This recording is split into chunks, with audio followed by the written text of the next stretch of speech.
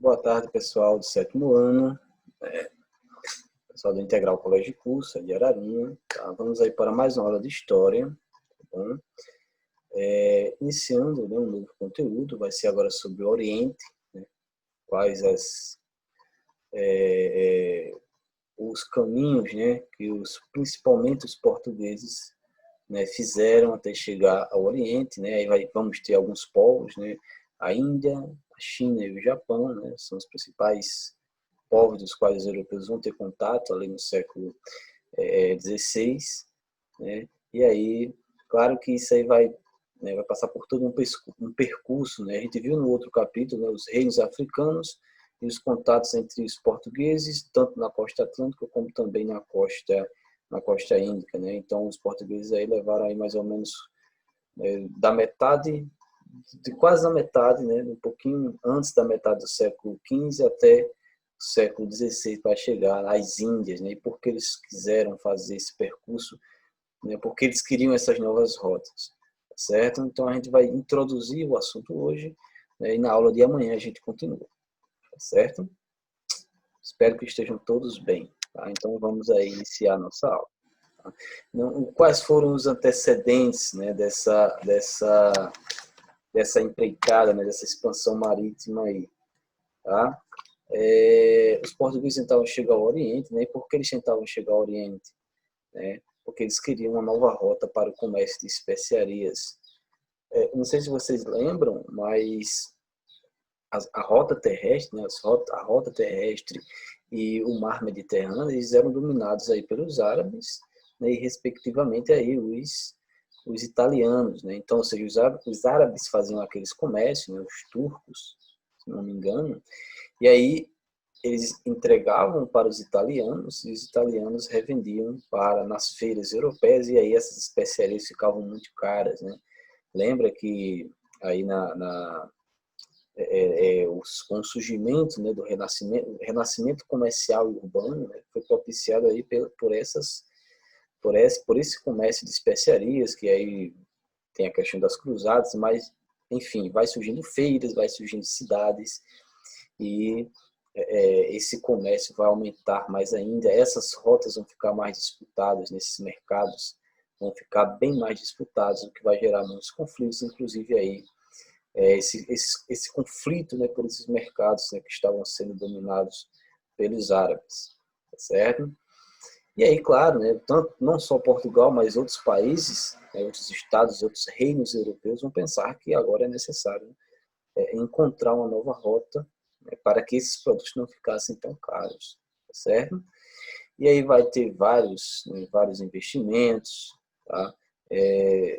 Não vai demorar muito, em certo sentido, porque vai chegar primeiro aí a Ceuta, né? Depois é, vai se percorrer todo aquele território, né, da costa africana, a costa atlântica, depois vai chegar ao Cabo da Boa Esperança, vai chegar tal, e aí o mapa vai fazendo todo o percurso, né? Vai chegar a Moçambique, de Moçambique depois vai chegar a Índia, o primeiro navegador vai ser aí o Vasco da Gama em 1498, certo? Eu espero que vocês entendam esses antecedentes, porque é mais ou menos isso que vai explicar aí a chegada deles, né, ao Oriente, tá certo? E aí chegou a Índia, né, em 1498. Tá? Não vão ser bem recebidos, né? E tem na página 22 do livro didático, tá? Uma partezinha sombreada de verde que diz o seguinte, né? Quando o rei de Calicut olhou com desconfiança para os produtos que os portugueses trouxeram de Lisboa, Vasco da Gama capturou 16 pescadores como reféns em sua viagem à Índia, liderando 15 navios. Ele bombardeou Calicut e mutilou terrivelmente a tripulação dos navios capturados. Conta-se, em outra ocasião, ele trancou os passageiros a bordo de um navio com destino a Meca e o incendiou. Não foi ainda no início, tá? Mas logo depois que ele percebe que os Samorim, né, que eram o governante ali da Índia, não queria fazer as alianças, não queria fazer comércio com os portugueses, logo depois o Vasco da Gama vai fazer isso aí, né? E os povos indianos, né, já achavam que os portugueses eram muito cruéis, né? Então, eles sempre tinham essa desconfiança com os portugueses, certo? E aí, como eles não vão aceitar esses acordos, essas alianças, os portugueses vão acabar agindo, né, com a força, né, com a força militar, com a força bélica, tá? E até depois até religiosa também, tá certo? Apesar disso, né, os conflitos não tinham iniciado ainda. O Samorim, apesar de não querer fazer essas alianças, vai acabar permitindo, né, que os portugueses comprem as mercadorias. Tá? Os portugueses vão chegar aí em Portugal em 1499, ou seja, é uma expedição de 3 anos, porque eles partem em 97, se não me engano, aí passa 98 e eles chegam em 99, né? Então 97, 98, 99. Várias embarcações vão ser perdidas, né, nessa expedição. Quando o Vasco da Gama chega em 1499, né, o lucro desta expedição vai ser 4.000% maior do que o dinheiro investido. E aí podemos perceber, pessoal, né, o quanto era importante para Portugal fazer essas expedições, conseguir fazer esses acordos militares ou a partir da aceitação, né, dos povos indianos, né, do Samorim, do governante Samorim, ou pela força, como era importante fazer esse comércio de especiarias, certo?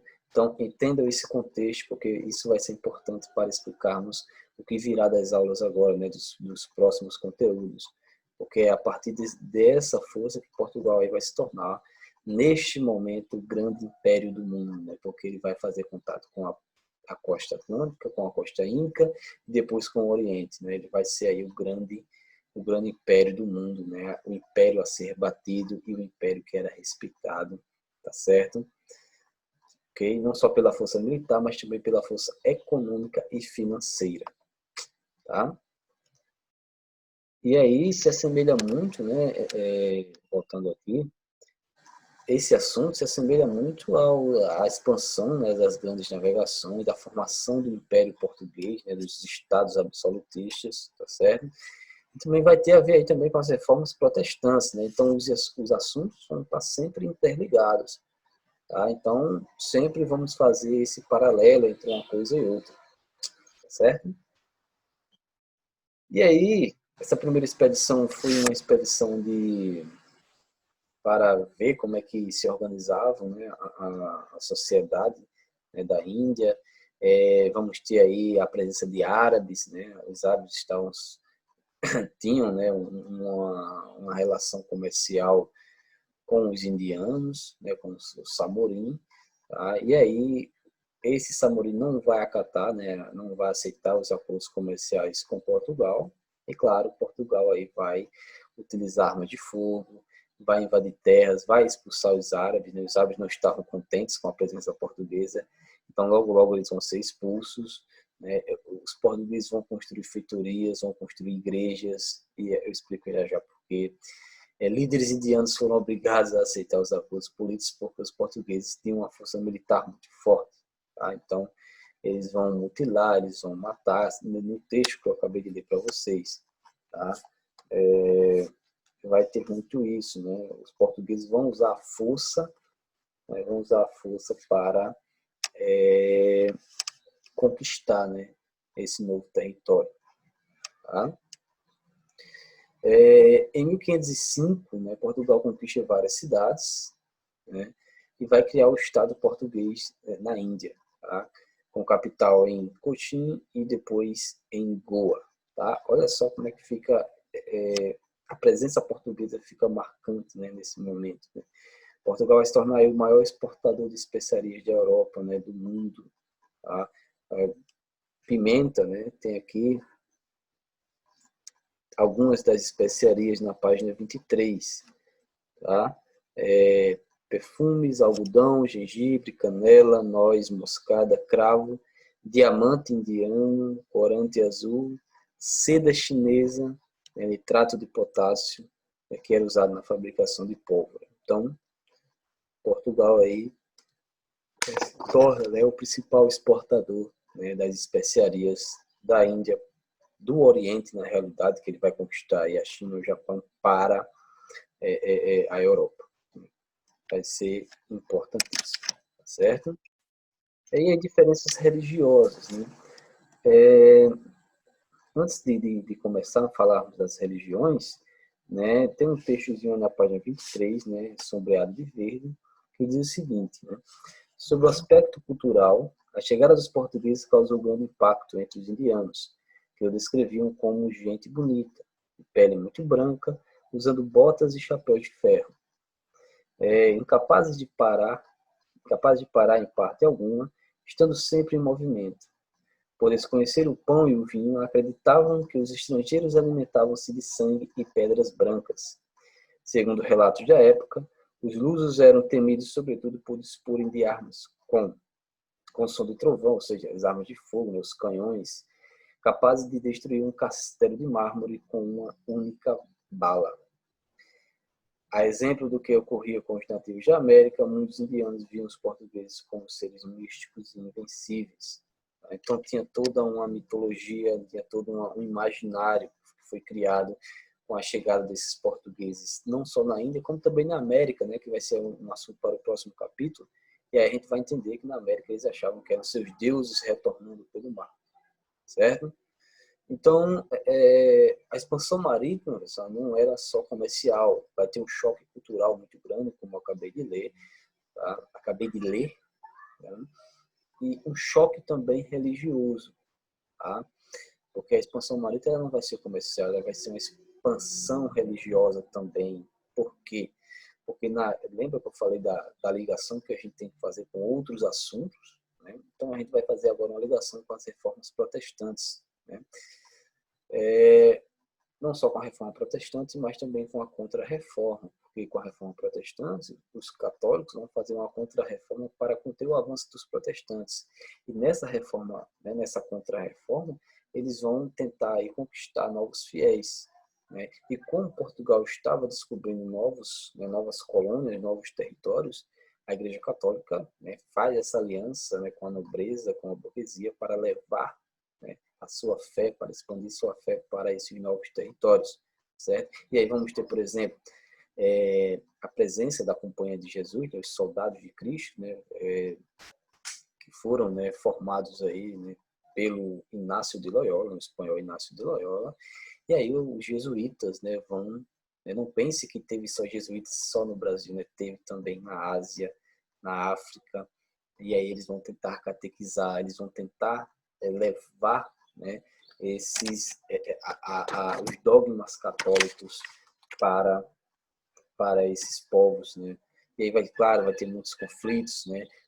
Na Índia já tinha o budismo, já tinha o hinduísmo, tinha a presença do islamismo, né? A gente já estudou isso, né? A presença islâmica, que eles expandiram aí a religião, né, islâmica aí para a Europa, para a África e também para a Ásia, tá certo?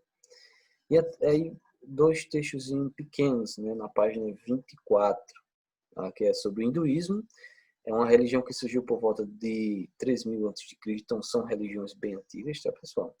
Sua denominação tem origem no nome do rio Indo, importante rio da Índia. Os hindus acreditam na existência de vários deuses, na reencarnação e no karma, representando por uma circularidade das ações, em que o bem e o mal praticado acaba voltando para quem o praticou aqui na Terra. Assim, quem pratica o bem recebe o bem, quem pratica o mal recebe o mal. Interessante isso, né? Os hindus acreditam ainda que os seres humanos não são iguais entre si, pois cada um tem uma alma com um nível diferente de evolução. Então, algumas características, né, dos povos hindus, da religião hindu, né, o hinduísmo. Já o budismo foi fundado por Siddhartha Gautama, né, o chamado Buda, filho de um príncipe do Nepal. Siddhartha queria atingir a iluminação como forma de abandonar o sofrimento. Então, a luz, né, acaba acabando com o sofrimento. Buscando o nirvana, que seria um estado de desprendimento espiritual do corpo físico, o budismo se manteve por muito tempo na Índia e no Ceilão, que é a atual Sri Lanka, sendo levado posteriormente para a China. Os budistas acreditam na reencarnação dos seres humanos em outro corpo na hora da morte. Então, eles acreditam em reencarnação, e aí a gente pode perceber algumas diferenças, né, entre